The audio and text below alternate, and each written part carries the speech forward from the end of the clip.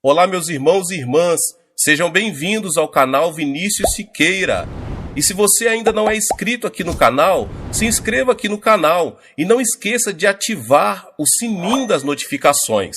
Todos os dias são postados vídeos abençoados aqui no canal para te abençoar. Vamos a mais uma palavra do Senhor. Pastor Cris Oyak Hilome, entendendo a mente. Por mais que a mente humana tenha sido explorada e discutida, ela ainda não foi completamente compreendida. Na verdade, entender a mente é algo que nem mesmo os melhores cientistas, médicos, historiadores ou filósofos do mundo são capazes de fazer, pois as melhores explicações desses homens acerca da mente são, na melhor das hipóteses, especulativas. Isso porque a mente é uma entidade espiritual intangível e somente a palavra de Deus pode trazer verdadeiramente luz sobre ela. Hebreus 4,12 nos diz: porque a palavra de Deus é viva e eficaz, é mais cortante do que qualquer espada de dois gumes e penetra até ao ponto de dividir alma e espírito, juntas e medulas, e é apta para discernir os pensamentos e propósitos do coração. Lançar luz sobre a mente é algo que a mente comum não pode fazer. É preciso a revelação da palavra de Deus, por intermédio do poder do Espírito Santo, para fazer conhecidas essas distinções entre a alma e o espírito. Então começaremos com uma definição simples da mente. A mente é a faculdade do raciocínio e de pensamento do homem. Ela detém o poder da imaginação, do reconhecimento e da apreciação e é responsável por processar sentimentos e emoções, resultando em atitudes e ações. Existem algumas palavras-chave nessa definição. A primeira delas é pensamentos. Pensamento é a criação, recordação, revisão e processamento de imagens, conferindo-lhes significado, razão, linguagem e expressão. Isso significa que você pode criar, lembrar, rever e processar imagens a fim de lhes conferir um significado. Em outras palavras, você pode atribuir significado às imagens que recebe. Você também pode processá-las e obter como resultado razão, linguagem e expressão. Todas essas coisas acontecem na mente. Quando seus olhos focam uma imagem, é a sua mente que interpreta essa imagem, e é então que você a vê de fato. Se a sua mente não puder interpretá-la, não importa qual seja a imagem, ela não fará sentido para você. Por exemplo, se lhe derem um livro em árabe para ler e sua mente não tiver sido treinada para entender as letras árabes, elas serão irreconhecíveis para você. Sua primeira surpresa será o fato de que as palavras são escritas da direita para a esquerda. Ao estudar esse assunto, seja no Antigo ou no Novo Testamento, você descobrirá que diversas palavras são usadas de forma intercambiável para se referir à mente ou às suas atividades. Por exemplo, pensamentos, razão, imaginação, entendimento e inclinação. Algumas vezes você lerá um versículo em uma versão bíblica na qual a palavra pensamento é usada, mas outra versão expressa a mesma palavra como entendimento. Você também encontrará as palavras mente, alma e coração sendo substituídas uma pelas outras. Mas a mente não é o coração e o coração não é a alma. Algumas vezes, alma, coração O homem interior do coração e espírito são expressões usadas para descrever o homem interior que compreende o espírito humano e a sua alma. A mente é uma entidade espiritual intangível e somente a palavra de Deus pode verdadeiramente trazer luz sobre ela. Mas essas são apenas expressões genéricas do homem interior, utilizadas como sinônimos ao longo da Bíblia. E elas são apenas uma fração do vasto número de palavras que são usadas para expressar o fenômeno da mente e suas atividades. Portanto, para melhor entender a mente, é preciso ter um entendimento claro da definição e descrição bíblica da pessoa humana. O homem exterior e o homem interior.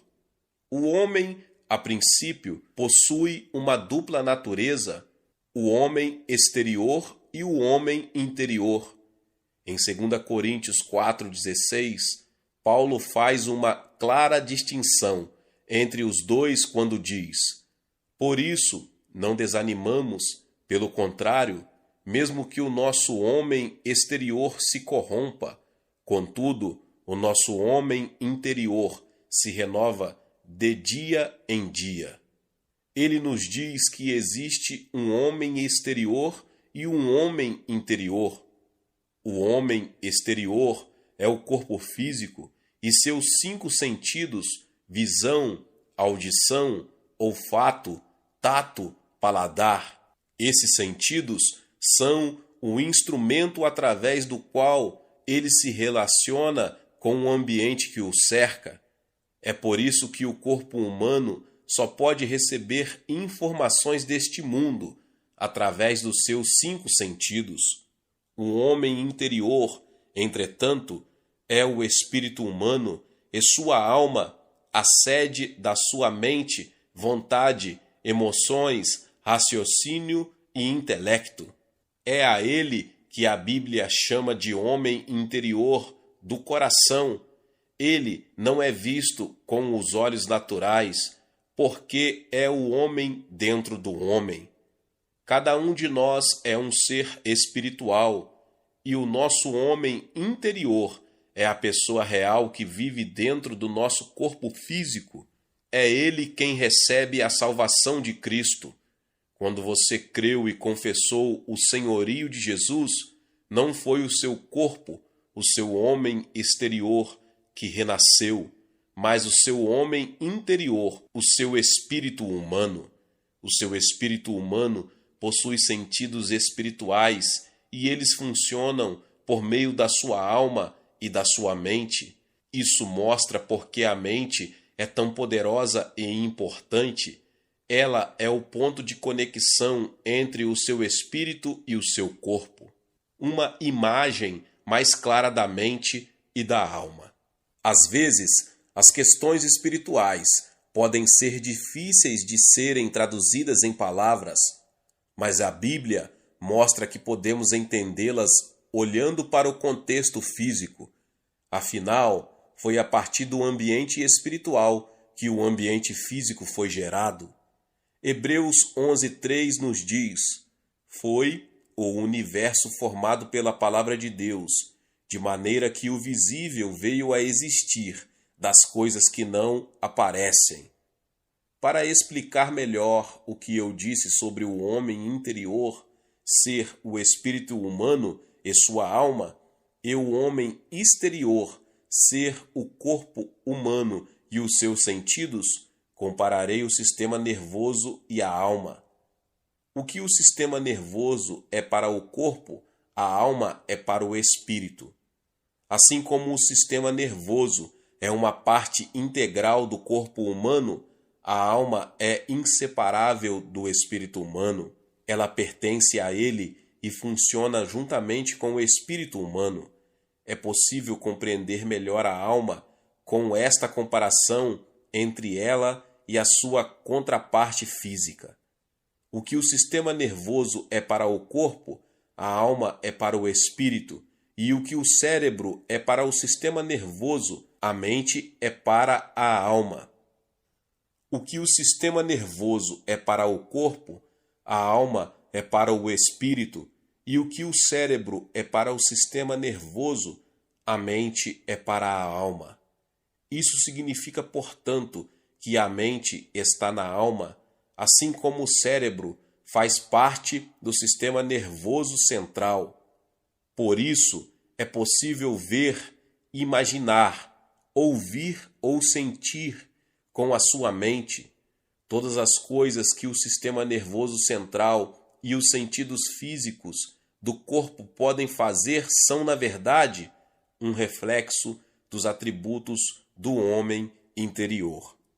Assim, sua mente tem a capacidade de ver, ouvir, perceber e interpretar, embora você não possa localizá-la fisicamente em seu corpo. Ela reside na sua alma e é uma entidade espiritual que somente Deus pode ver. O cérebro humano. O dicionário médico American Heritage Stedman dá a definição de cérebro como sendo o centro primordial para regulamento e controle das atividades corporais, recebendo e interpretando os impulsos sensoriais e transmitindo informações aos músculos e aos órgãos do corpo.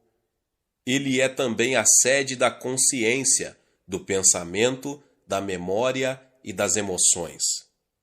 Essa é uma ótima definição do cérebro, mas há uma parte dela que não está completamente correta. A sede da consciência, do pensamento e das emoções não reside no cérebro. Na ciência médica e em outros campos, sabe-se que o cérebro pode ser plenamente funcional, mesmo quando uma pessoa não está consciente. A consciência, portanto, não reside no cérebro. Não se pode afirmar, nem mesmo, que a memória reside no cérebro, porque a verdadeira memória vai além de gravar informações para processá-las. E esse processamento de informação, geralmente, para interpretação, significado, linguagem e expressão, não está em poder do cérebro, mas da mente. O cérebro não é a mente nem a alma. Ele é um órgão físico do corpo, ao passo que a alma e a mente são intangíveis. Assim, a definição adequada do cérebro seria a de que ele é o centro de regulamento e controle das atividades do corpo, recebendo e interpretando os impulsos sensoriais e transmitindo informações aos músculos e órgãos. Embora o dicionário médico American Heritage Stedman vá além da área de alcance do cérebro em sua definição, há alguma verdade nele. Ele nos mostra que há uma sede de consciência, do pensamento, da memória e das emoções. Isso porque a ciência reconhece que existe uma conexão entre a mente e o cérebro, isto é, entre o homem interior e o homem exterior, mas não sabe como fazer essa conexão. O cérebro não é a mente nem a alma, ele é um órgão físico do corpo, ao passo que a alma e a mente são intangíveis. Entretanto, o sistema nervoso central do corpo, o cérebro e a coluna vertebral trabalha em conjunto com a mente para o melhor desempenho da consciência, da cognição e da expressão. Estes dois, o sistema nervoso central e a mente, são basicamente responsáveis pelo caráter do homem. Essa é a conexão entre a mente e o cérebro e como eles funcionam em conjunto. Educando o homem interior. A mente é capaz de receber e processar informações do homem exterior e dos seus sentidos, assim como do homem interior e dos seus sentidos espirituais. Ela é o conector entre o homem exterior e o homem espiritual ou interior, dando assim ao homem o seu verdadeiro caráter. A mente é basicamente responsável pela postura adotada pelo homem e por suas ações. A melhor educação que o mundo pode oferecer é apenas uma tentativa de informar, refinar e desenvolver a mente através dos sentidos do homem exterior. A educação da mente através dos sentidos é o mais longe que até mesmo as melhores escolas e universidades podem ir. Porém, o homem tem um potencial muito maior e mais sublime que esse. É a educação do homem interior, do espírito humano, que basicamente educa a mente. Só podemos alcançar esse potencial recebendo e meditando na palavra de Deus. Somente através da palavra de Deus, o homem interior pode ser descoberto e educado. Você verá isso em Hebreus 4:12, porque a palavra de Deus é viva e eficaz e mais cortante do que qualquer espada de 2 gumes e penetra até ao ponto de dividir alma e espírito, juntas e medulas, e é apta para discernir os pensamentos e propósitos do coração. Observe que o versículo diz que a palavra penetra até ao ponto de dividir alma e espírito.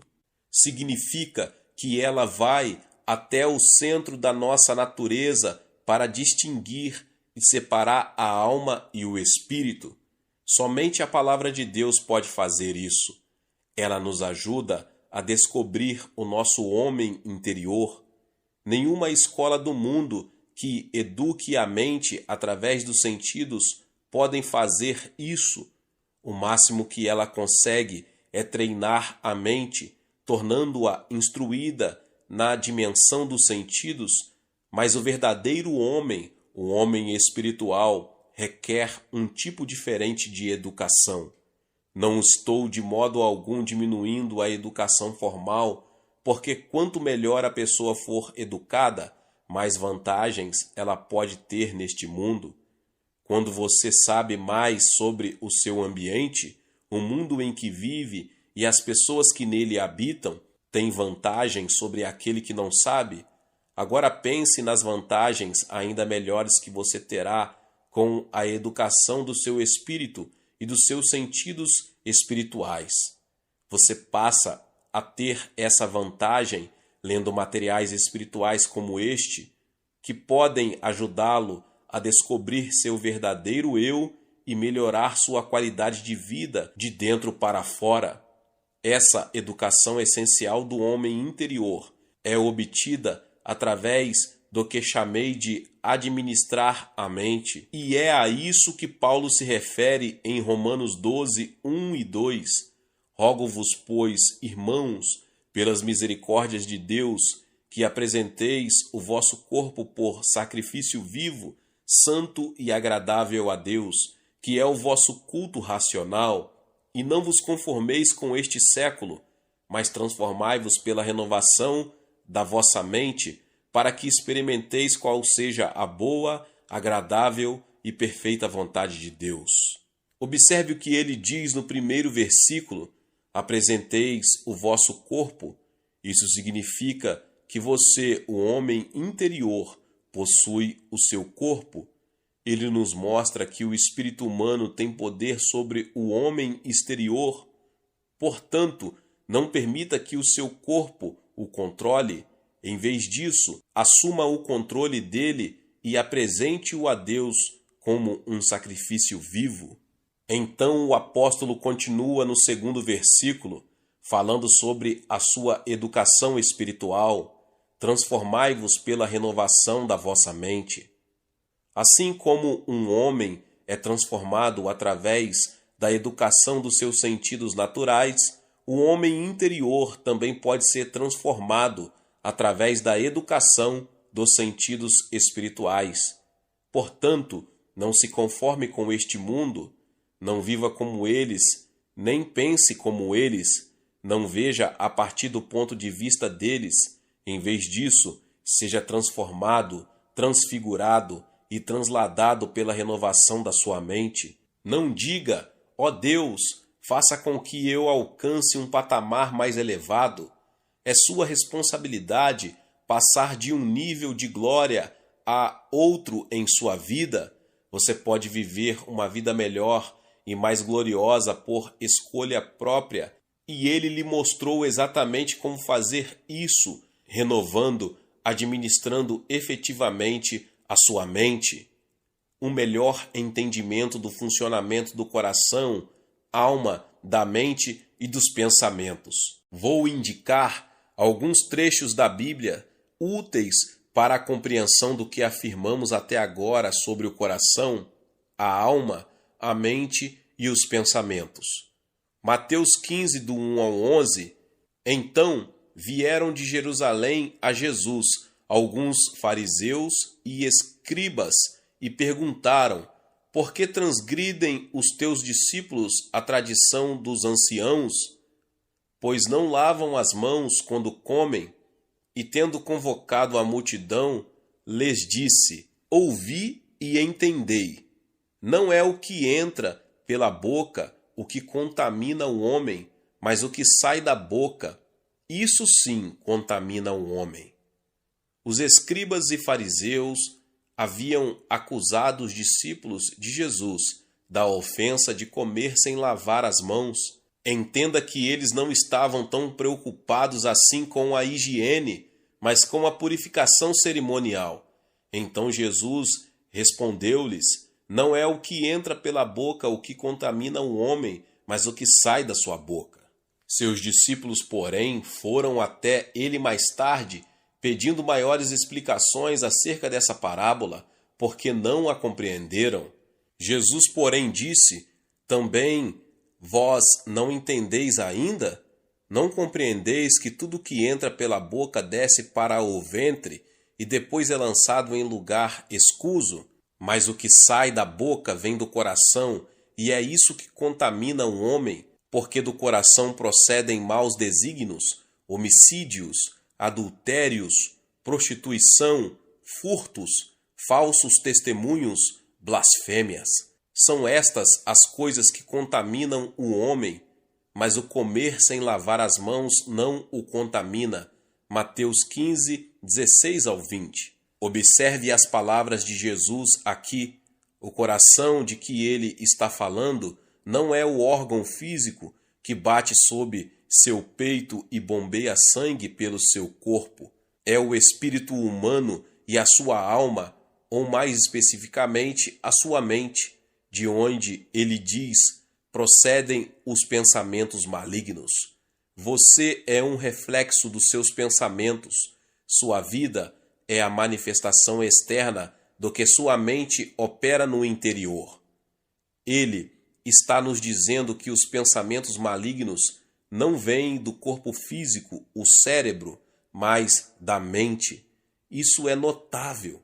O Senhor nos ajuda a ver a diferença entre o espírito humano e o corpo físico, e como um homem é contaminado, corrompido, tornado impuro pelos pensamentos malignos que vêm não do seu cérebro, mas do seu homem interior, seu coração e mente. Existem diferentes tipos de pensamento, bons e maus, que vêm do coração, e Jesus classificou-os como maus porque eles haviam sido processados na mente de maneira negativa. Agora vamos ler outro trecho da Bíblia em Lucas 24, 36 e 37. Falavam ainda estas coisas quando Jesus apareceu no meio deles e lhes disse: paz seja convosco. Eles, porém, surpresos e atemorizados, acreditavam estarem vendo um espírito. Isso ocorreu depois da crucificação e ressurreição de Jesus. Os discípulos estavam todos reunidos em uma pequena sala, discutindo os eventos angustiantes dos últimos dias e se perguntando se era realmente verdade que Jesus havia ressuscitado, como alguns haviam relatado. Enquanto eles falavam, Jesus de repente apareceu no meio deles, estando as portas firmemente fechadas. Eles pensaram que haviam visto um fantasma e ficaram aterrorizados. Então Jesus lhes disse: por que estáis perturbados? E por que sobem dúvidas ao vosso coração? Lucas 24:38. Mais uma vez, quero que você observe a palavra coração atentamente. Lembre-se de que eu lhe disse que as palavras coração, alma e mente são usadas de forma equivalente na Bíblia. Vamos ler a versão na linguagem de hoje e ver como esse versículo é traduzido. Mas por que vocês estão assustados? Por que há tantas dúvidas na cabeça de vocês? Lucas 24:38, NTLH. Desta vez, os tradutores usaram a palavra cabeça para se referir à mente, no lugar de coração. Jesus havia dito aos seus discípulos que iria ressuscitar dos mortos. Então eles ouviram relatos de testemunhas que o haviam visto vivo após a sua crucificação, mas eles olharam para ele e ainda duvidaram, pensando: deve ser o fantasma dele? A resposta de Jesus aos discípulos foi muito bonita. Ela nos ajuda a entender algo sobre as dúvidas e a mente. Ele lhes perguntou: por que esses pensamentos, dúvidas, surgem na cabeça de vocês, nos fazendo saber que a dúvida é uma espécie de pensamento que se forma na mente. Observe aqui algo sobre como a mente funciona. Quando Jesus apareceu aos seus discípulos, eles pensaram que haviam visto um fantasma e ficaram muito assustados. Aqueles homens, obviamente, haviam ouvido algumas histórias aterrorizantes sobre fantasmas. Eles devem ter ouvido que os fantasmas são espíritos dos mortos que não foram para o seu lugar de descanso e estão perambulando pela terra, embora tenham passado para a esfera espiritual. Só porque você nunca viu um fantasma, não significa que eles não existem. Eles são reais e às vezes nossos olhos e ouvidos podem ser abertos na dimensão espiritual para vê-los e ouvi-los antes que eles sejam levados embora. Os discípulos já deviam ter ouvido falar sobre fantasmas, mas, como você sabe, as pessoas muitas vezes têm medo do que não entendem ou das coisas que estão além do seu controle. Nesse caso, os discípulos tinham medo de fantasmas, embora nunca tivessem visto um antes. A única coisa que eles sabiam sobre o assunto era o que tinham ouvido dizer. Agora, eles achavam que tinham visto um e quase desmaiaram de medo. Entretanto, não foi um fantasma que eles viram, mas o Senhor Jesus, aquele com quem haviam interagido intimamente nos últimos anos. Mas agora Jesus estava com dificuldades para convencê-los de que ele não era um fantasma. Ele disse: vede as minhas mãos e os meus pés, que sou eu mesmo. Apalpai-me e verificai, porque um espírito não tem carne nem ossos, como vedes que eu tenho. Lucas 24:39. E para provar o seu ponto de vista àqueles que ainda estavam duvidando, Jesus fez o seguinte, e por não acreditarem eles ainda, por causa da alegria, e estando admirados, Jesus lhes disse: tendes aqui alguma coisa que comer? Então lhe apresentaram um pedaço de peixe assado e um favo de mel, e ele comeu na presença deles. Lucas 24:41-43. Quando eles o viram comer normalmente, perceberam que era realmente o Mestre que havia ressuscitado dos mortos. De onde vem o medo? Por que os discípulos de Jesus tiveram tanto medo em primeiro lugar? O medo deles era fruto da informação prévia e de conotação negativa que eles haviam recebido acerca dos fantasmas. O medo já estava dentro deles, e quando Jesus apareceu, os arquivos de medo deles foram abertos e eles o manifestaram. Entenda isso: o que ouvimos, as informações que recebemos, pode produzir fé ou medo em nós, pode gerar fraqueza ou força. O medo não existe por si só, ele é resultado de uma informação. No próximo capítulo, iremos nos aprofundar para ver os parâmetros usados para medir o caráter e a qualidade dos pensamentos. Paulo nos deu uma bela lista em Filipenses 4:8, e é nossa responsabilidade estudá-la e moldar o nosso pensamento ao padrão de Deus. Glória a Deus, Deus te abençoe em nome de Jesus. Se você ainda não é inscrito aqui no canal Vinícius Siqueira, se inscreva no canal e ative o sininho das notificações.